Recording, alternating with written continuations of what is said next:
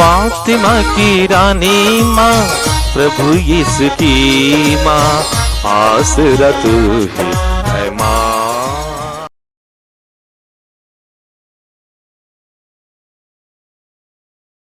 पहला पाठ रोमियो के नाम संत पौलुस का पत्र, अध्याय 3, पद संख्याएं 21 से 30 तक। ईश्वर का मुक्ति विधान, जिसके विषय में मूसा की संहिता और नबियों ने साक्ष्य दिया था, अब संहिता से स्वतंत्र रूप में प्रकट किया गया है। वह मुक्ति यीशु मसीह में विश्वास करने से प्राप्त होती है। अब भेदभाव नहीं रहा। यह मुक्ति उन सबों के लिए है जो विश्वास करते हैं, क्योंकि सबों ने पाप किया और सब ईश्वर की महिमा से वंचित किए गए।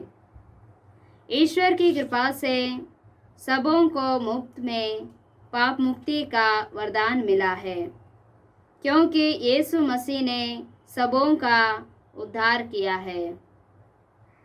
ईश्वर ने चाहा कि यीशु अपना रक्त बहाकर पाप का प्रायश्चित करे और हम विश्वास द्वारा उसका फल प्राप्त करें। ईश्वर ने इस प्रकार अपनी न्यायप्रियता का प्रमाण दिया, क्योंकि उसने अपने सहनशीलता के अनुरूप पिछले युगों के पापों को अनदेखा कर दिया था। उसने इस युग में अपनी न्यायप्रियता का प्रमाण देना चाहा, जिससे यह स्पष्ट हो जाए कि वह स्वयं पवित्र है और उन सबों को पाप मुक्त कर देता है जो यीशु मसीह में विश्वास करते हैं। इसलिए किसी को अपने पर गर्व करने का अधिकार नहीं रहा। किस विधान के कारण यह अधिकार जाता रहा? यह कर्मकांड के विधान के कारण नहीं हुआ, बल्कि विश्वास के विधान के कारण, क्योंकि हम मानते हैं कि संहिता के कर्मकांड द्वारा नहीं, बल्कि विश्वास द्वारा मनुष्य पाप मुक्त होता है। क्या ईश्वर केवल यहूदियों का ईश्वर है? क्या वह गैर यहूदियों का ईश्वर नहीं? यह निश्चय ही गैर यहूदियों का भी ईश्वर है, क्योंकि केवल एक ही ईश्वर है जो खतने वालों को विश्वास द्वारा पाप मुक्त करेगा और उसी विश्वास द्वारा बेखतने लोगों को भी।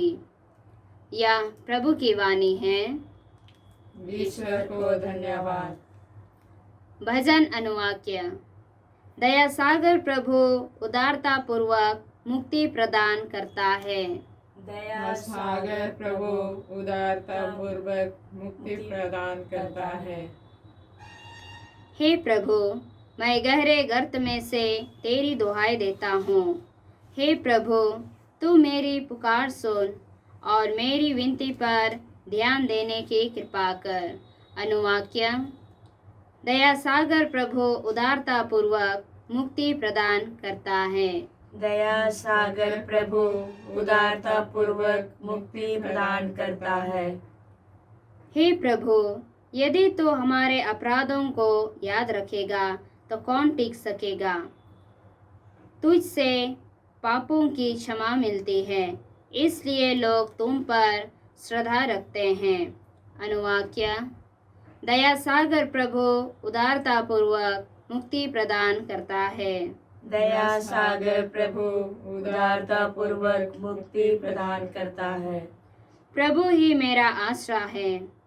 मेरी आत्मा उसकी प्रतिज्ञा पर भरोसा रखती है। मेरी आत्मा प्रभु की राह देखती है। अनुवाक्य। दया सागर प्रभु उदारता पूर्वक मुक्ति प्रदान करता है। दया सागर प्रभु उदारता पूर्वक मुक्ति प्रदान करता है। जय घोष। हालेलुया। प्रभु कहते हैं, मार्ग, सत्य और जीवन मैं हूँ। मुझसे होकर गए बिना कोई पिता के पास नहीं आ सकता। हालेलुया। प्रभु आप लोगों के साथ हो और आपकी आत्मा संत के लूकास साथ। के अनुसार पवित्र सुसमाचार हे प्रभु तेरी महिमा हो। अध्याय 11 पद संख्याएं 47 से 54 तक।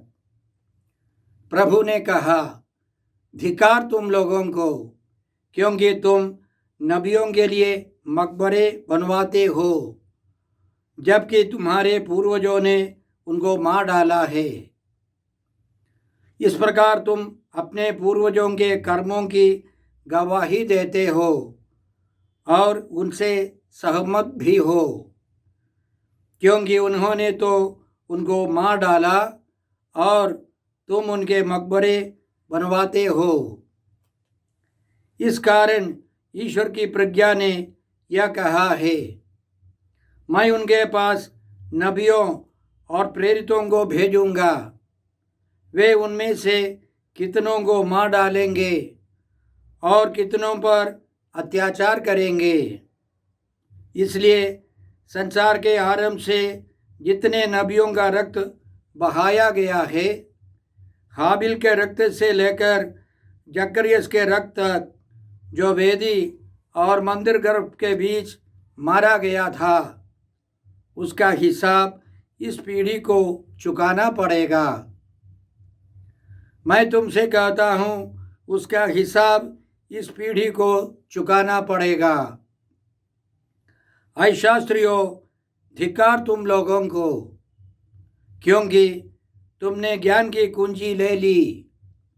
तुमने स्वयं प्रवेश नहीं किया और जो प्रवेश करना चाहते थे उन्हें रोका। जब यीशु उस घर से निकले तो शास्त्री और फरीसी बुरी तरह उनके पीछे पड़ गए और बहुत सी बातों के संबंध में उनको छेड़ने लगे। वे इस ताक में थे कि यीशु के किसी न किसी कथन में दोष निकाल ले। प्रभु का सुसमाचार। हे क्रिस्त तेरी स्तुति हो। जय यीशु क्रिस्त में प्रिय भाई और बहनों, आज का पहला पाठ रोमियों के नाम संत पौलुस के ग्रंथ से हैं। अध्याय 3 पद संख्याएं 21 से 30 तक। इसमें हमने सुना ईश्वर का मुक्ति विधान, जिसके विषय में मूसा की संहिता और नबियों ने साक्ष्य दिया था, अब संहिता से स्वतंत्र रूप में प्रकट किया गया है। वह मुक्ति यीशु मसीह में विश्वास करने से प्राप्त होती है। मूसा के द्वारा नियम कानून हमको मिले हैं, लेकिन उन नियमों के कारण हमको मुक्ति नहीं मिल सकती है। मुक्ति यीशु मसीह में विश्वास करने से हमें मिलती है। इसलिए हमने सुना, अब भेदभाव नहीं रहा। यह मुक्ति उन सबों के लिए है जो विश्वास करते हैं, क्योंकि सबों ने पाप किया और सब ईश्वर की महिमा से वंचित किए गए। ईश्वर की कृपा से सबों को मुफ्त में पाप मुक्ति का वरदान मिला है, क्योंकि यीशु मसीह ने सबों का उद्धार किया है।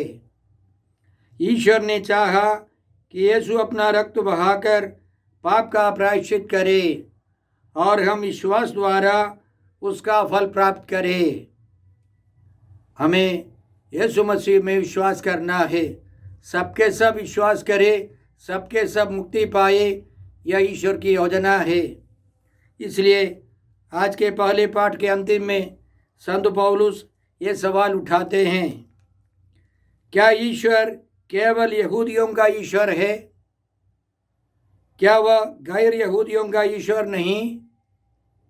वह निश्चय ही गैर यहूदियों का भी ईश्वर है, क्योंकि केवल एक ही ईश्वर है जो खतने वालों को विश्वास द्वारा पाप मुक्त करेगा और उसी विश्वास द्वारा बेखतने लोगों को भी।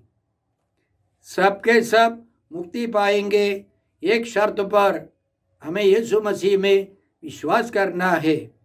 संत मत्ती के सुसमाचार की शुरुआत में हम इस प्रकार पाते हैं, इब्राहिम की संतान, दाऊद के पुत्र, यीशु मसीह की वंशावली। संत मत्ती यह दिखाना चाहते हैं कि यीशु मसीह इब्राहिम की संतान है, दाऊद के पुत्र हैं, यीशु मसीह हैं। हम उसी यीशु में विश्वास करें। संत यूहन्ना अपने सुसमाचार के अंतिम में अध्याय 20 पद संख्याएं 30-31 में इसी तरह लिखते हैं, यीशु ने अपने शिष्यों के सामने और बहुत से चमत्कार दिखाए, जिनका विवरण इस पुस्तक में नहीं दिया गया है। इनका ही विवरण दिया गया है, जिससे तुम विश्वास करो कि यीशु ही मसीह ईश्वर के पुत्र हैं, और विश्वास करने से उनके नाम द्वारा जीवन प्राप्त करो। यीशु ही मसीह है, ईश्वर के पुत्र हैं, और उनमें विश्वास करने से हमें जीवन प्राप्त होगा, मुक्ति प्राप्त होगी। तिमोथी के नाम संत पौलुस के पहले पत्र अध्याय 6 पद संख्या 15 में हम इस प्रकार पाते हैं, यह अभिव्यक्ति यथा समय परम धन्य तथा एकमात्र अधीश्वर के द्वारा हो जाएगी। वह राजाओं का राजा और प्रभुओं का प्रभु है, जो अमरता का एकमात्र स्रोत है, जो अगम्य ज्योति में निवास करता है। प्रभु यीशु राजाओं के अधिराज है। हमें विश्वास करना है कि यीशु मेरे प्रभु हैं, मेरे राजा हैं। स्तोत्र 105 पद संख्या 15 में ईश्वर चेतावनी देता है, मेरे अभिषिक्तों पर हाथ नहीं लगाना, मेरे नबियों को कष्ट नहीं देना। ईश्वर नबियों का अभिषेक करता था, इसलिए ईश्वर चेतावनी देता है, मेरे अभिषिक्तों पर हाथ नहीं लगाना, मेरे नबियों को कष्ट नहीं देना। नबियों का अभिषेक होता था। हम पढ़ते हैं कि नबी एलिय्याह ने एलीशा का अभिषेक किया, उसके ऊपर अपनी चादर डाल दी और उसका अभिषेक हुआ। इसलिए हमें विश्वास करना है कि यीशु मसीह महापुरोहित है, यीशु मसीह नबी है और यीशु मसीह राजा हैं। पुरोहित का काम है बलि चढ़ाना, ईश्वर और मनुष्यों के बीच में मध्यस्थ बनकर उनके लिए प्रार्थना करना। यीशु का काम अपने को बलि चढ़ाकर हमारे लिए पिता ईश्वर से प्रार्थना करना है, और यीशु नबी के रूप में शिक्षा देते हैं। राजाओं का मुख्य कर्तव्य है करुणा के कार्य करना, अपने अधीन रहने वाली प्रजा की सेवा करना।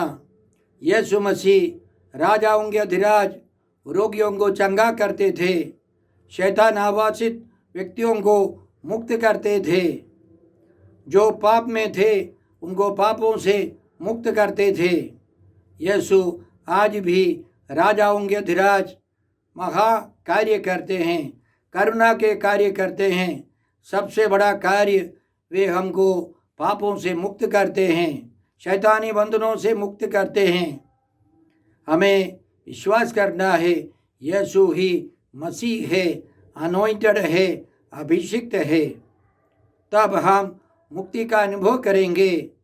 सारी समस्याओं से मुक्ति केवल प्रभु यीशु दे सकते हैं। इसलिए प्रेरित चरित्र अध्याय 16 में संत पौलुस एक कारापाल से कहते हैं, आप प्रभु यीशु में विश्वास कीजिए तो आपको और आपके परिवार को मुक्ति प्राप्त होगी।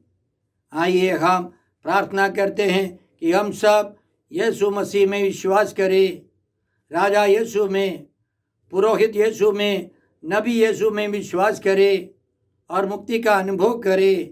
साथ साथ हमारे आसपास के सभी लोगों को प्रभु यीशु के पास ला सके, वे भी मुक्ति का अनुभव करें। आज के सुसमाचार में प्रभु यीशु शास्त्री और फरीसियों को धिक्कारते हैं। सुसमाचार में यीशु किसी और को धिक्कारते नहीं है, लेकिन फरीसी और शास्त्री बेईमान थे और प्रभु का यह भी कहना था, हाबिल के रक्त से लेकर जकरियस के रक्त तक जो वेदी और मंदिर गर्भ के बीच मारा गया था, उसका हिसाब इस पीढ़ी को चुकाना पड़ेगा। मैं तुमसे कहता हूँ, उसका हिसाब इस पीढ़ी को चुकाना पड़ेगा। और प्रभु यीशु यह भी सूचित करते हैं, उनको भी रक्त बहाना पड़ेगा। फरीसी और शास्त्री सदूकियों के कारण यीशु बुरी तरह मारे जाएंगे। हम जानते हैं इतिहास से 70 ईस्वी में रोमी लोगों ने आकर पूरे यरूशलेम नगर को, यरूशलेम के भव्य मंदिर को पूर्ण रूप से बर्बाद कर दिया और तहस नहस कर दिया। उस पीढ़ी को बहुत बुरी तरह सहना पड़ा। प्रभु यीशु के धिक्कारने का ये कारण वे इसी तरह बताते हैं, तुमने ज्ञान की कुंजी ले ली, तुमने स्वयं प्रवेश नहीं किया और जो प्रवेश करना चाहते थे उन्हें रोका।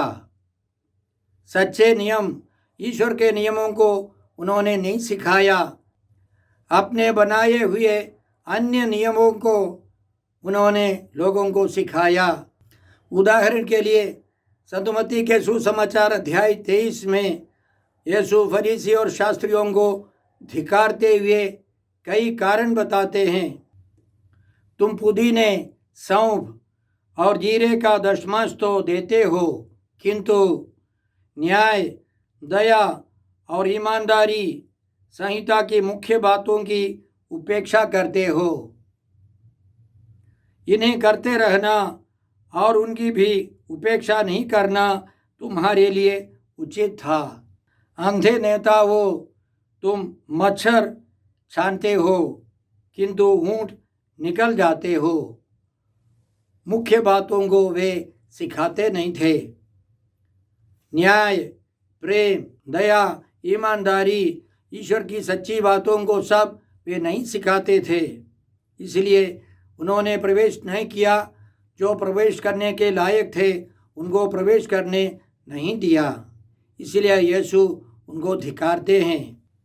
आज के सुसमाचार के अंतिम में हमने यह सुना कि वे शास्त्री और फरीसी नम्र नहीं बने। वे यीशु का विरोध करने लगे। यीशु को पकड़ने के लिए वे उत्सुक थे। वे साजिश बना रहे थे। भाई और बहनों, जब हम यीशु की आज्ञाओं के अनुसार ईमानदारी से जीवन बिताएंगे तो हमें बहुत कष्ट उठाना पड़ेगा। यदि उन्होंने यीशु को सताया तो लोग शैतानी बंधन वाले हमको भी सताएंगे। हमें ईमानदारी से सहते हुए आगे बढ़ना है। इसलिए संत यूहन्ना के सुसमाचार अध्याय 15 में प्रभु यीशु हमें सतर्क करते हैं। यदि संसार तुम लोगों से बैर करे तो याद रखो कि तुमसे पहले उसने मुझसे बैर किया। यदि तुम संसार के होते तो संसार तुम्हें अपना समझकर प्यार करता, परंतु तुम संसार के नहीं हो, क्योंकि मैंने तुम्हें संसार में से चुन लिया है। इसलिए संसार तुमसे बैर करता है। मैंने तुमसे जो बात कही उसे याद रखो। सेवक अपने स्वामी से बड़ा नहीं होता। यदि उन्होंने मुझे सताया तो वे तुम्हें भी सताएंगे। यीशु ने हम सबों के लिए यह भी बताया, संसार में तुम्हें क्लेश सहना पड़ेगा, परंतु ढारस रखो, मैंने संसार पर विजय पाई है।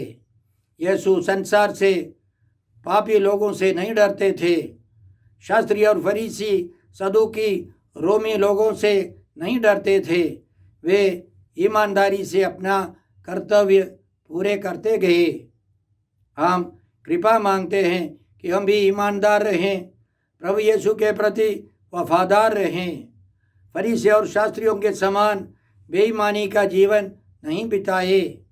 आइए हम कृपा मांगते हैं। हे अब्बा पिता, हे प्रभु यीशु, हे पवित्र आत्मा ईश्वर, आज के सारे पवित्र वचनों के लिए हम तुझे धन्यवाद देते हैं और प्रार्थना करते हैं कि हम सब प्रभु यीशु में विश्वास कर उनकी आज्ञाओं का पालन कर मुक्ति का अनुभव करें, अन्य सभी लोगों को भी मुक्ति की ओर आकर्षित कर सके। हम यह प्रार्थना करते हैं प्रभु क्रिस्त के द्वारा। हमारे प्रभु यीशु क्रिस्त की कृपा, ईश्वर का प्रेम और पवित्र आत्मा का साहचर्य आप सबों को प्राप्त हो। आमीन।